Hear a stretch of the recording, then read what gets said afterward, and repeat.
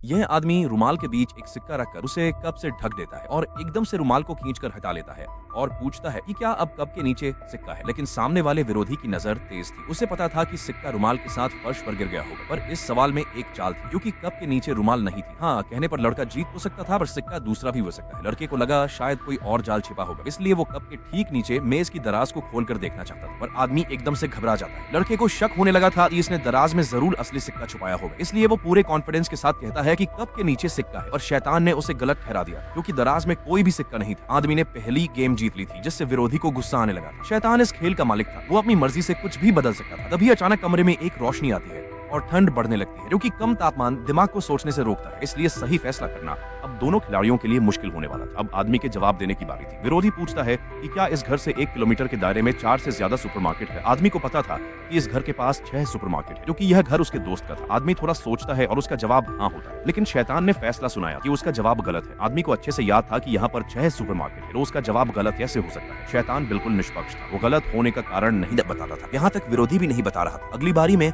आदमी लड़के से पूछता है कि क्या रुमाल के नीचे बम है। यह सुनते ही विरोधी हंसने लगा था और कह रहा था कि कहीं तुम्हारा दिमाग तो खराब नहीं हो गया है। लेकिन सावधानी के लिए वो दराज को खोलकर चेक कर लेता है कि कहीं बम से जुड़ी कोई भी चीज ना हो। पुष्टि करने के बाद लड़के का जवाब ना होता है। आदमी को पक्का यकीन था कि उसके घर के नीचे एक अविस्फोटक बम छिपा हुआ है। लेकिन जब उसने शैतान का फैसला सुना तो उसके होश उड़ जाते हैं, क्योंकि उसका कहना था कि रुमाल के नीचे कोई भी बम नहीं है। आदमी 2 बाजी हार चुका था। अगर वो एक और गेम हारता है तो शैतान उसकी जान ले लेगा। उसके बाद विरोधी आदमी से सवाल करता है कि क्या 1 किलोमीटर के दायरे में 10,000 से ज्यादा लोग रहते हैं। इस बार आदमी जल्दबाजी में ही दिखा था। उसे लगा कि इसमें कुछ तो छिपा हुआ राज है। तभी लैपटॉप की स्क्रीन पर उसका ध्यान जाता है। लग लगा होने के बावजूद भी लैपटॉप की बैटरी खत्म हो रही थी। यह देख वो तुरंत एक बाल्टी में कागज जलाता है, जिससे फायर आराम तो बचने लगा था, लेकिन उसमें से पानी की एक बूंद भी नहीं गिर रही थी। यह देख आदमी समझ चुका था कि शैतान ने शुरुआत में पूरे घर को ही एक ठंडी जगह पर शिफ्ट कर दिया था, इसलिए यहाँ पानी और बिजली नहीं, जिस कारण उसका जवाब ना होता है। यह सुनते ही शैतान ने कहा, बिल्कुल सही जवाब है। आदमी ने एक गेम वापस जीत लिया था। दोनों खिलाड़ी आखिरी गेम में पहुंच जाते हैं। अब सवाल पूछने की बारी आदमी की। वो बटुए की सारी चीजें निकालकर आग की बाल्टी में डाल देता है और पूछता है कि क्या कमरे में 500 से ज्यादा नकदी है। विरोधी बाल्टी उलटकर जांच करता है, जिसमें उसे एक सिक्का मिल गया। फिर उसे याद आया कि पहले गेम में इस्तेमाल किए गए सिक्के के साथ अब कमरे में कम से कम 1000 रुपए होंगे। लेकिन जैसे ही उसने हाँ कहा तो उसे पता चला कि शुरू में इस्तेमाल किया गया सिक्का नकली था, वो केवल सिग्नल ट्रैकर था। यही वजह थी कि पहले गेम में कप के नीचे कोई सिक्का नहीं था, जिस कारण आदमी यह खेल जीत जाता है और इनाम एक शैतानी चाबी मिलती है, जिसकी शक्ति से हर जुआ जीता जा सकता था। लेकिन इसके मालिक को लगातार खेलना पड़ेगा और अब दर्जनों लोगों को चाबियां मिल गई थी जो उस आदमी के विरोधी बनकर खेल खेलेंगे।